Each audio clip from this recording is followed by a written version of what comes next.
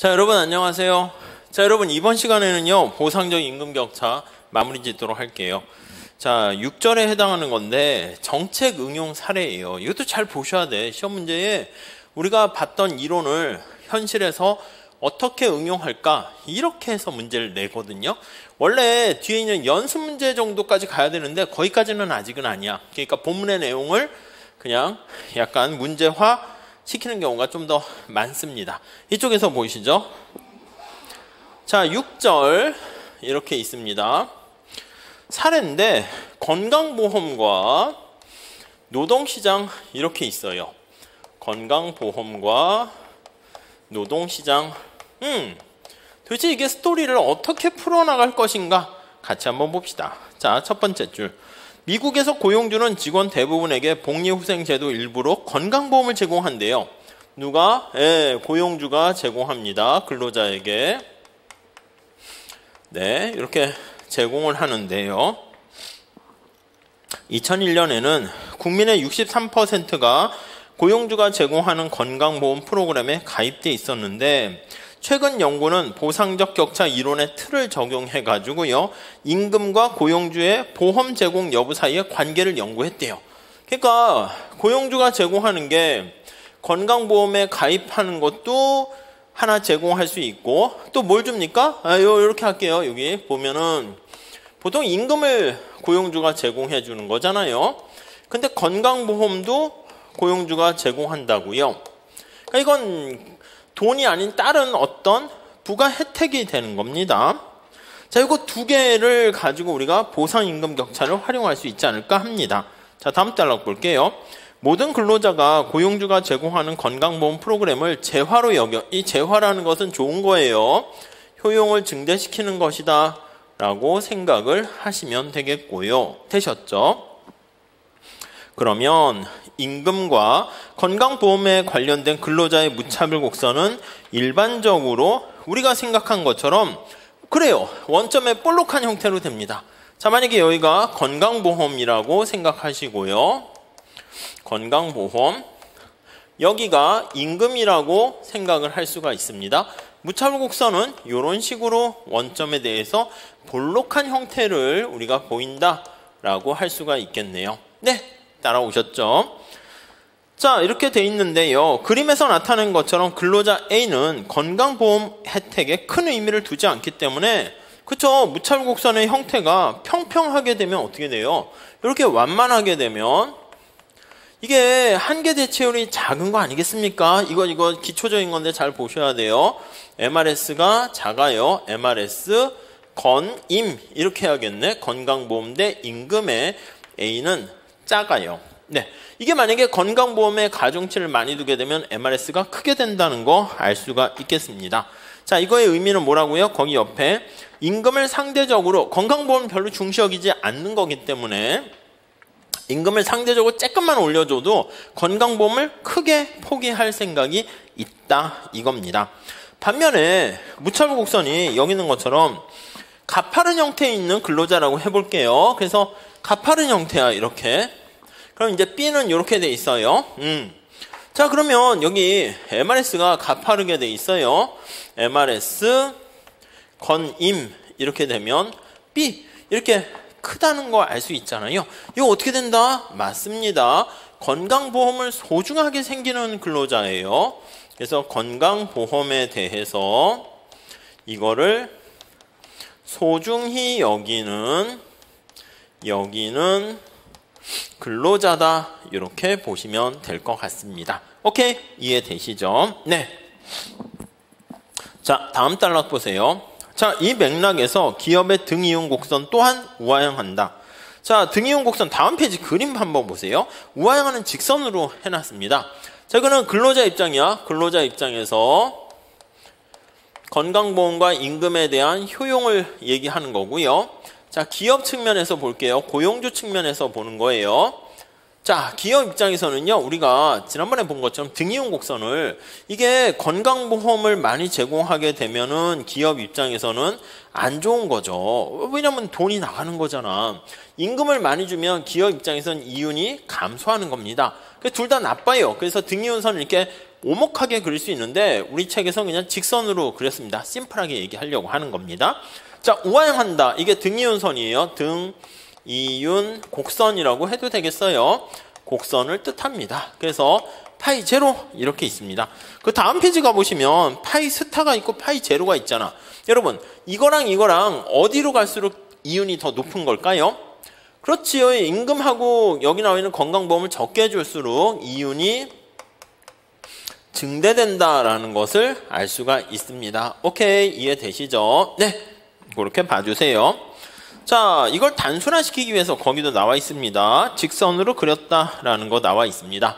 자, 모든 근로자가 등이윤 곡선 다음 단락 보세요. 네, 파이 제로에 따라 있는 근로의 기회를 접한다면 어떤 근로자 A는 자, A 근로자처럼 P점에서 코너회를 선택한다. 자, 그림을 먼저 볼게요. 이 두 개를 짬뽕시켜요. 짬뽕시켜서 보시면 자, 우선 거기 그림을 볼게요. 자, 기업의 등이윤 곡선이 거기 나와 있어요. 건강보험 혜택이고 임금 이렇게 있습니다. 건보라고 쓸게요.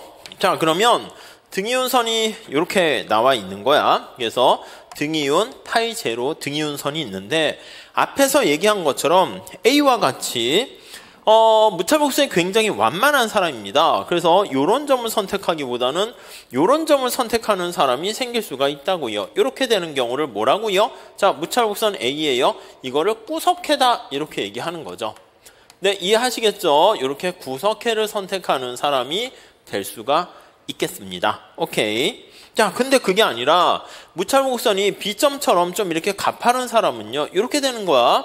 무찰복선 이렇게 좀 가파르면 요 점을 선택하게 되네요. Q점을 선택하게 된다. 이렇게 정리를 하시면 되겠습니다. 오케이, 이해되시죠? 자, 다시 앞으로 가볼게요. 자, 그래서 거기 세 번째 단락 보시면 모든 근로자가 등이윤 곡선에 따라 있는 근로기회를 접하게 된다면 A는 구석해를 선택하게 되고 B는 이렇게 내부해를 선택해요. 이렇게 되는 경우를 내부해라고 얘기해요. 그러니까 두 개 선택할 수 있는 재화 중에서 어떤 거 하나를 제로로 선택하게 되는, 아예 선택하지 않는 것을 구석해라고 얘기하고요. 이런 것들을 내부해라고 하죠. 자, 그렇게 돼 있습니다. 자, B 네 번째 줄 보시면 Q점을 선택해서 이런 패키지로 총 보상을 선택하게 됩니다. 이 노동시장에서 관찰되는 데이터는 두 근로자에게 제공되는 보상 패키지, 건보와 임금이라는 패키지가 있습니다. 그래서 보상하는 일에 대한 보상이에요. 패키지를 제공하는데 패키지가 건강보험과 더불어 임금이라는 요거 두 개를 같이 모아서 제공을 해주게 되는 것이죠. 자, 이 데이터는요, 등이윤 곡선을 따라서 나오게 되며 보상적 격차 모형에서 도출되는 교환관계, 근로자 B가 건강보험 혜택을 받기 위해 포기하는 임금의 양, 그거를 나타냅니다. 무슨 말씀인지 아시겠죠? 네. 그러니까 야, 건강보험 받으려면 너 임금 얼마나 포기할 생각 있어? 그거를 나타내는 거, 선호 정도를 나타내는 거죠. 자, 그래서 요거 두 개와 관련한 대체관계예요. 대체관계, 서로 교환관계를 연구하려는 시도가 있었고요. 마지막 셋줄 보시면 대부분의 임금과 고용주가 제공하는 건강보험과의 존재 간의 음의 상관관계를 찾지 못했대요. 오히려 이 교환관계를 보면 지금의 상황에서 봤을 때는 마이너스 관계가 있어야 되는데 이론상 이렇게 되는 거예요. 이론상. 자, 그래서 이론상으로 봤을 때는 두 개 간의 마이너스 관계가 돼야 되는데 아이고, 실제로 보니까 이렇게 안 되는 거야. 실제로 어떻게 된다? 실제로 현실에서 실제로 이렇게 봤을 때요, 맨 마지막 줄 보세요. 고딕으로 되어 있잖아. 플러스 관계가 되는 거야. 양의 상관관계가 있다는 거야. 양의 상관관계가 있어요. 자, 이게 무엇을 뜻합니까? 라고 하면은요, 다음 페이지 가볼게요. 아니, 왜 이렇게 양의 상관관계가 돼? 이게 말이 안 되는 거 아니야? 뭐 건강보험을 제공하게 되면 그만큼 제공받은 대가로 임금을 낮게 줘야 되는 건데, 아니 왜 둘 다 이렇게 더 플러스 관계가 돼? 이렇게 된다는 것입니다. 자, 이게 자꾸 제기되는데 그걸 설명하기 위한 게 그 위에 나와 있는 그래프가 됩니다. 이를테면 근로자는 타고난 능력이 뛰어나고, 우리 앞에서 얘기한 것처럼 어떤 근로자가 있어요. 근로자가 이게 고능력자야. 능력이 되게 뛰어난 사람입니다. 고능력자라고 합시다. 자, 이렇게 능력이 뛰어나기 때문에 자, 세 번째 줄 보세요. 높은 잠재 소득을 갖고 있는 반면 다른 근로자는 좀 능력이 좀 떨어져요. 낮은 잠재 소득을 갖고 있어요. 자, 그래서 거기 보시면은 파이 제로는 생산성이 같은 그룹, 능력이 똑같은 경우에 얘기하는 거야. 능력이 똑같은 경우에 기업의 선택을 나타내는 것인데, 능력이 더 뛰어난 그룹에 속하 있는 다른 등이윤 곡선에 접해 있다면 이렇게 되는 거죠. 자, 이게 저능력자에게 제공되는 이윤 이렇게 있는 상태고요.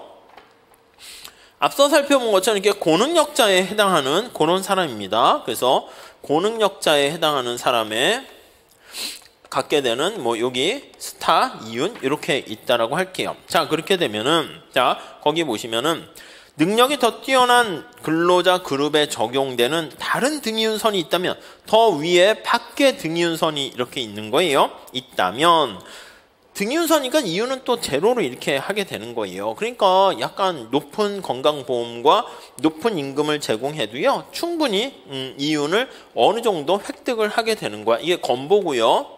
여기가 임금이 되겠습니다.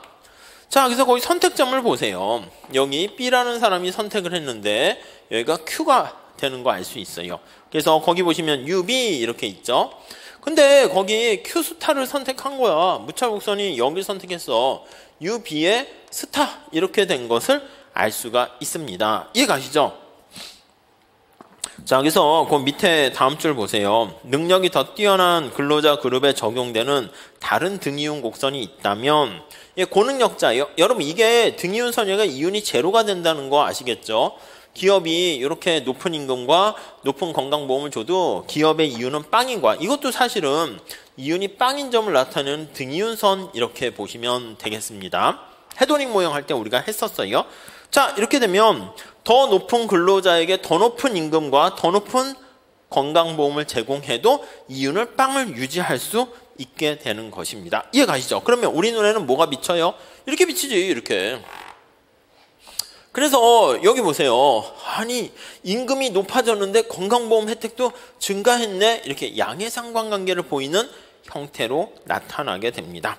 자, 여기서 밑에서 두 번째 줄 보세요. 파이 스타로 표시된 등이윤 곡선은 뛰어난 능력을 가진 근로자 B 스타에게 줄 수 있는 잠재적 일자리 제한을 나타내는 이윤이 제로인 등이윤 선이다. 그러니까 고능력자에게 높은 임금과 높은 건강보험을 제공하면서 이윤이 제로가 되도록 만드는 그 점을 나타내게 됩니다. 자, 다음 페이지 가보세요.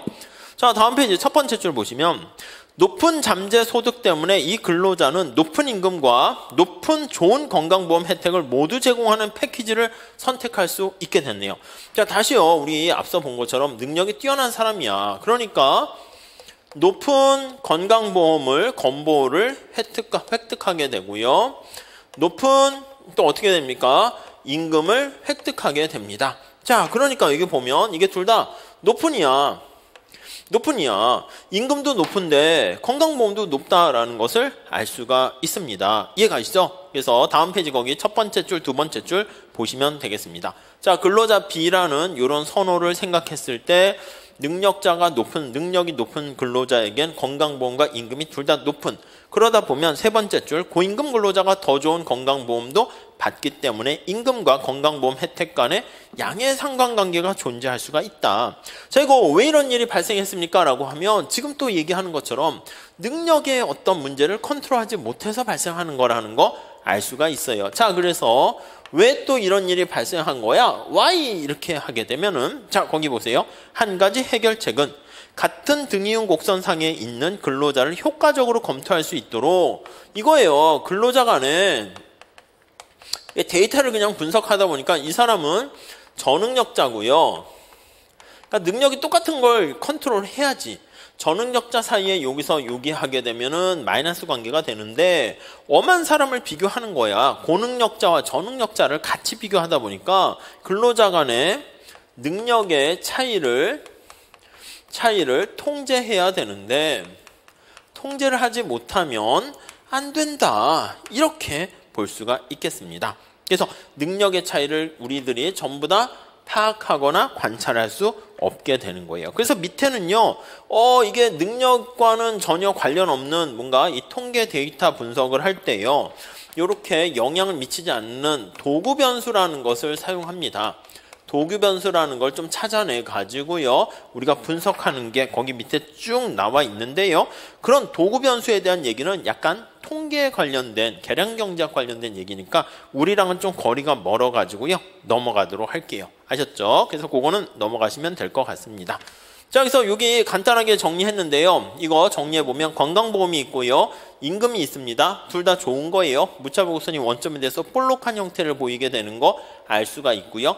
근데 지금 얘기한 것처럼 능력에 대한 차이를 컨트롤하지 못하면, 아니 임금도 높은데 건강보험도 좋은 이런 사람들을요, 이런 결과가 나오게 되고 결국 보상적 임금 격차가 이론이 실제 안 맞는구만, 이런 헛소리를 하게 될 수 있다라는 걸 알 수가 있겠습니다.